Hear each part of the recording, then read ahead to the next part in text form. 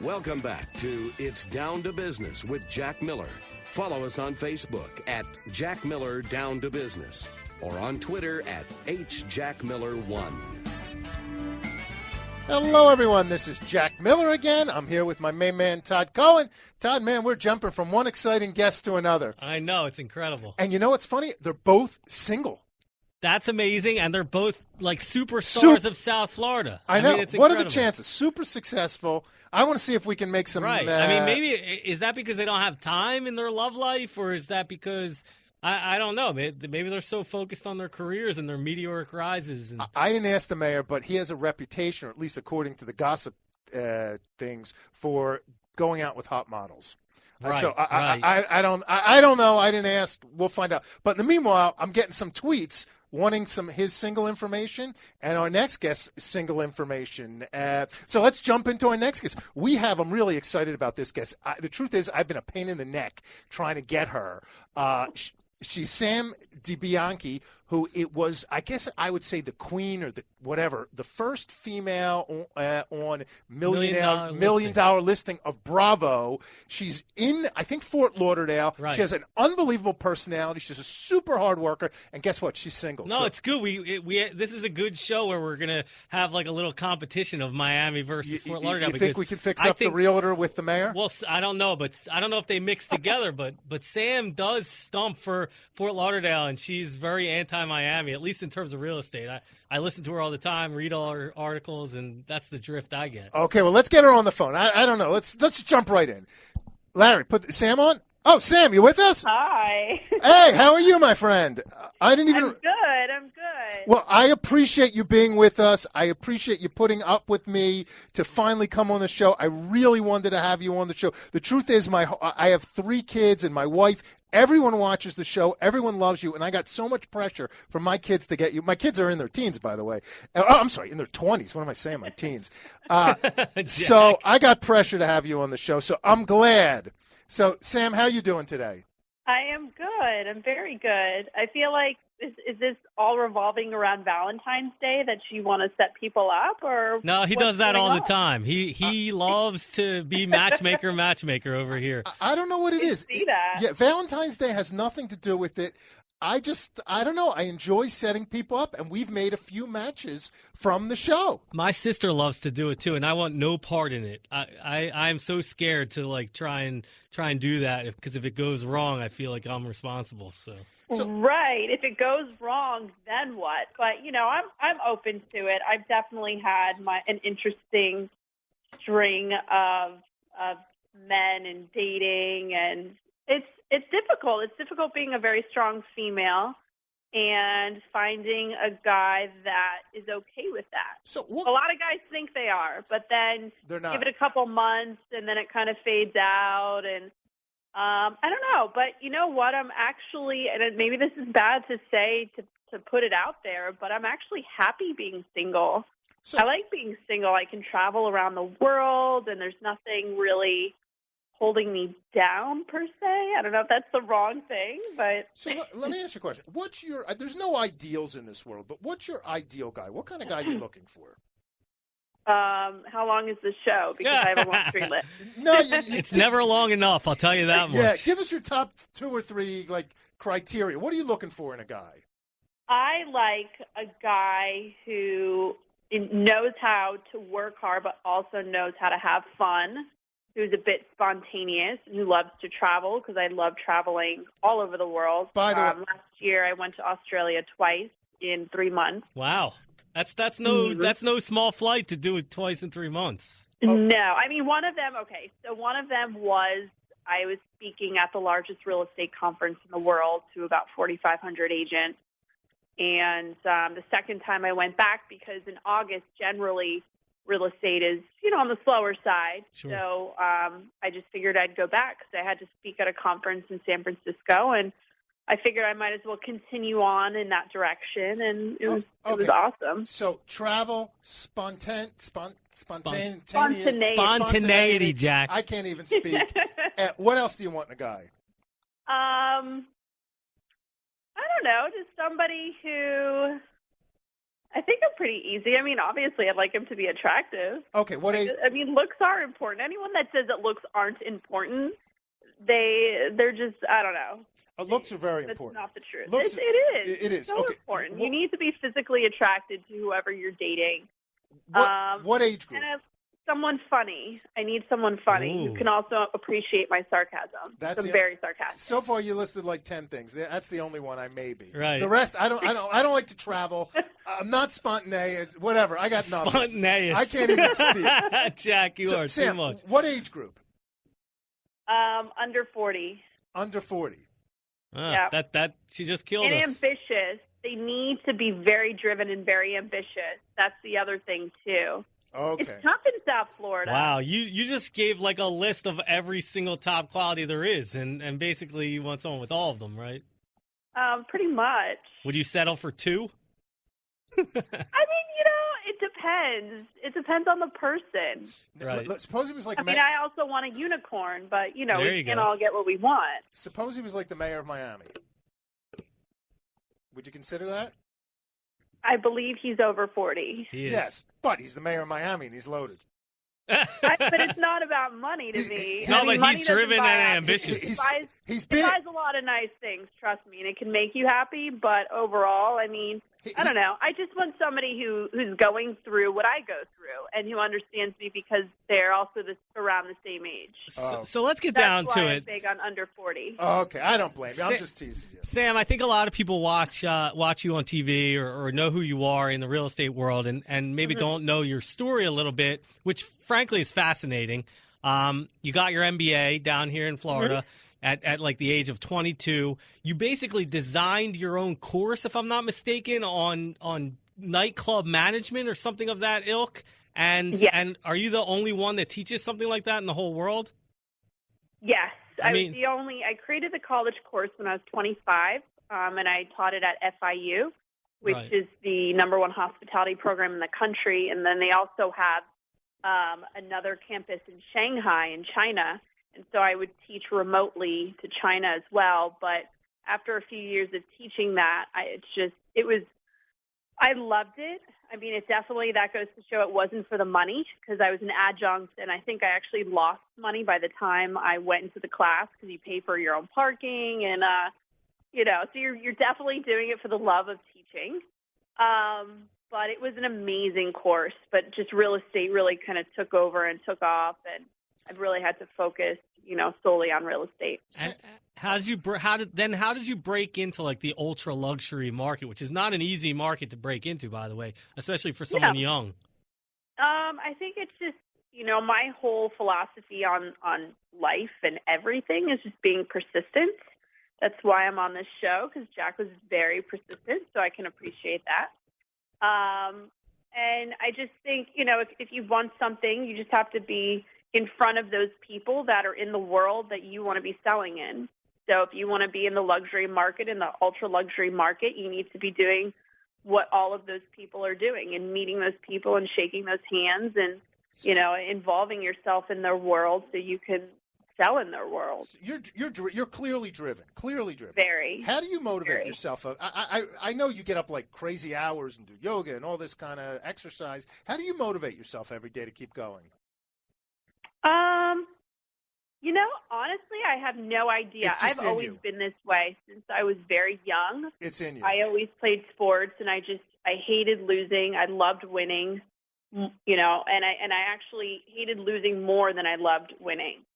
So I just always had to be the best, and I had goals, and I just constantly went after it. I'm not really sure. That's all right. I think it's in you. I think certain people are born with it. I do too. Either you have it or you don't. If you don't, that's fine. Does rejection bother you? It depends. In the business world, it bothers me, but I'm able to move past it, I think, because I just have so many clients and, even if there's one bad situation, if I don't get one listing, I could get 5 others, So it's not as bad. And the personal aspect, it definitely, again, being that I'm single and when I go out and I meet people and I don't have a connection, it definitely sucks. It's not a good thing. But, again, you kind of move past it. I mean, I can't really complain. I'd be a jerk if I said that, woe is me. I mean, I have a pretty good life. How did you like being on a $1 Million Listing of Miami, and how has that changed your life? How did I like it? There were parts of it that I loved, and there were definitely parts of it that were tough. I had, my puppy passed on during when we were filming, and that was beyond extremely difficult. Because it was public. I mean, your puppy would have, I assume, would have passed either way. So was it because you were on the show, it being public? Was that the painful part? Well, I know losing your to film the whole. I got you. It was a very unexpected death. She was healthy, and it was just very unexpected. But it's just having to then, the producers open up are there, and we're filming for close to a year, and it's kind of having to be in front of the cameras. I'm crying my eyes out. My mascara is everywhere, and going through that kind of in front of, millions of people. That's definitely not. It's not what the average person deals with today. Understand. But then there were definitely some great times as well. I had a great time filming in general, and it's like me and 12 guys. So it's just funny, it's like me and my little entourage and crew. And it's also strange, like when we stopped filming, the sound guy and like the microphone guy and all these different guys all throughout my house. One of them would be like hiding in the bathroom to be quiet and hear to make sure that my microphone was adjusted appropriately. To the point where one time I needed to go to the bathroom. I opened the door, and he's just sitting there, and I'm like, oh, God, I'm going to miss things like this. So whenever you go to the bathroom, are you picturing that guy in your bathroom doing whatever? It's the weirdest thing, but sometimes I do. I understand. But it definitely, look, prior to $1 Million Listing, I was still speaking on Fox News, CNBC. I was still having contributions in Forbes, and I definitely had a lot of press prior, but $1 Million Listing, totally catapulted my career in not just in business and deals and transactions, but just kind of growing the brands with the exposure level and allowing me to go and speak all over the world, which I love doing. That goes back to my passion for teaching. So if I can help somebody else, I'm all about that. And it's really been a really cool run, especially since, the show, when did it end? I don't even know. It was one season, and I think it ended in 2014. So around then. And I still get people, that want to talk about it. Look, we do. Yeah, Sam, clearly. we have to take a commercial break in like 30 seconds, but could you give out your contact information for anyone who wants your refined real estate services or may want to date? Sure. My email is sam@dbianchi.com, and I actually handle all of my social media, so it's @SamDeBianchi for everything, and I'm on Facebook and Twitter and Instagram. Okay. And LinkedIn. Sam, stay with us. We have to take like a 2-minute break. When we get back, I actually do want to talk about real estate in South Florida. I want to hear if it's a bubble, and I want to talk about this crazy $73 million penthouse listing, but we got to take a commercial break. We'll be back in 2 minutes, everyone, with the charming, sexy, hardworking, driven, and fabulous tennis player, Sam DeBianchi. Don't turn that dial. We will be right back. Here we go. Are you tired of dealing with unreliable banks and brokers who charge upfront fees and never deliver on their promises? You don't have to. Gelt Financial Corporation has been in business since 1989 and offers a stated income loan program for non-owner-occupied residential and commercial real estate investors. No tax returns required. What are you waiting for? Call Gelt Financial right now at 561-221-0900. Again, that's 561-221-0900. 561-221-0900. Did you invest in a non-liquid real estate partnership? Do you want and need liquidity? There's finally an answer. Quick Liquidity is a direct buyer of real estate minority interest and tenants in common investments across the country. To find out if we would buy your non-liquid investment, call us at 561-221-0881 or visit us at quickliquidity.com. That's quickliquidity.com. Welcome back to It's Down to Business with Jack Miller. Follow us on Facebook at Jack Miller Down to Business or on Twitter at HJackMiller1. With you? Hello, everyone. This is Jack Miller and Todd Cohen and Sam DeBianchi. And off break, we were talking about inappropriate things. But now we are with the very charming and hardworking Sam. Sam, I want to get into real estate in South Florida. What's your overall thoughts about it in terms of the pricing? Where's it going? Are we get a bubble? You know, what are you thinking about South Florida real estate these days? Sure. I mean, I know I heard prior to coming on that you thought I didn't like Miami. I actually love Miami. Todd said that. I didn't. All I said is based on your interviews that you tout Fort Lauderdale right now because you think Miami pricing is too high, and it just seems like you favor that market right now as an investment and residential sort of hotspot. And I don't necessarily disagree, but I'd love to hear from you. Yeah, I mean, look, at the end of the day, if you're looking to make money right now, Miami is very inflated. That's not to say that there's not opportunity, but if you're in areas like Brickell is definitely in a bubble. I mean, there's certain areas in South Beach that are still great investments, Edgewater, across from the arena and all those areas. Even in the Gables, I've definitely found some great opportunity. But it all depends on what you're looking for. And if you come up north, Fort Lauderdale, Pompano, Boca, there's definitely just more opportunity to make money right now. But again, if you're looking at it to live, someone who's looking in Miami wants Miami because it's Miami. And I have lots of those clients. They don't care if, Fort Lauderdale is a better investment. They want to live in Miami. So it's a moot point. I think that Miami is an interesting market because it's just grown so exponentially.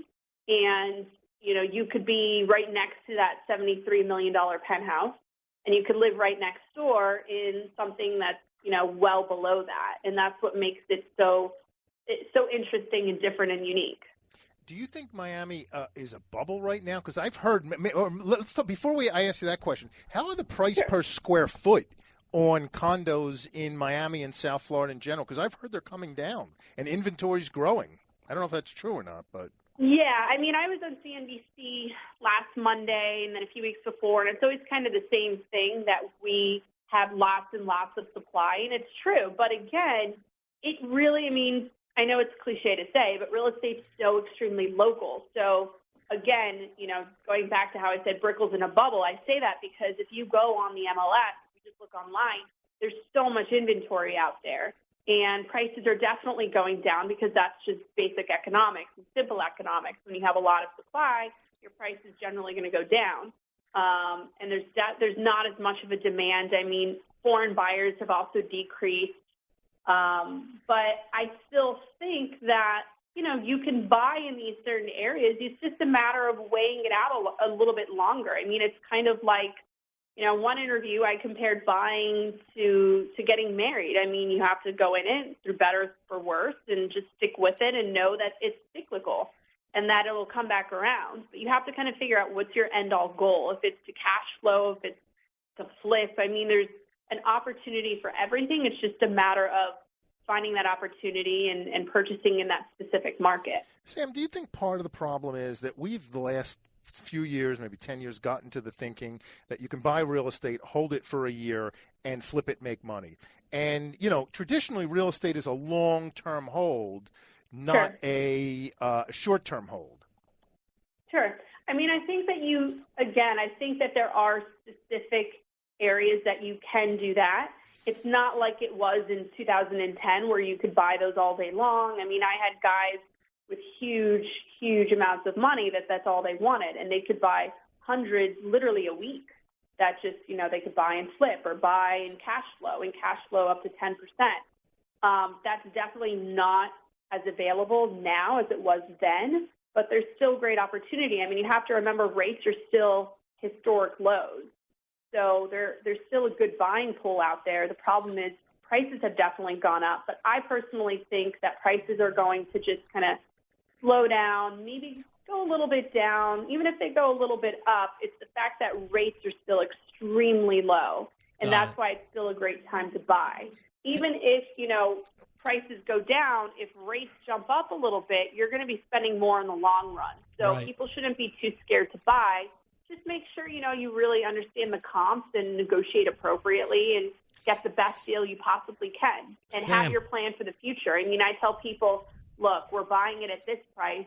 And people are like, well, Sam, did I get a great deal? And I said, well, if you're looking to flip it next year, no. But if you're going to hold on to it for 5 years, then yeah. Sam, I'm sorry to cut you short, but we have like a minute left, and Sure. I want to know who's your biggest competition down here, and how do you sort of deal with them on a daily basis? I know this isn't really answering your question, but I don't really think I have competition. I don't look at competition. There's plenty of great brokers. There's brokers that do a ton more business than I do, but I don't really care what they're doing. I focus on me, and I get the job done, and I believe I'm the best agent out there. Sam, so for all your clients, because we only have like a minute left, my switchboard operator Larry's giving me the evil eye already, because you're so fascinating. But real quick, you handle, if someone calls you and wants to list a property or buy a property, you handle it yourself. They're going to speak to you, correct? They will call. They will talk to me, deal with me. I have 10 other agents. We speak every language from Spanish to Mandarin. Perfect. And we cover Miami to Palm Beach. We only got 20 seconds left. Who you liking for president? I decline to respond to that. Sam, you are the best. Thank you for having fun with me. It was good. If it was good for me, I hope it was good for you. I want everyone to check you out. Sam DeBianchi on Twitter, Facebook, LinkedIn, everywhere. And thank you very much, Sam. You're the best. Thanks, Sam. Thank you. You're a Have good sport. day. Thank you. Bye. We hope you enjoyed our show. Don't forget to tune in next Thursday at 3 o'clock on 880 The Biz. Check us out on hjackmiller.com. Follow us on Facebook at Jack Miller Down to Business or on Twitter at HJackMiller1. You got to turn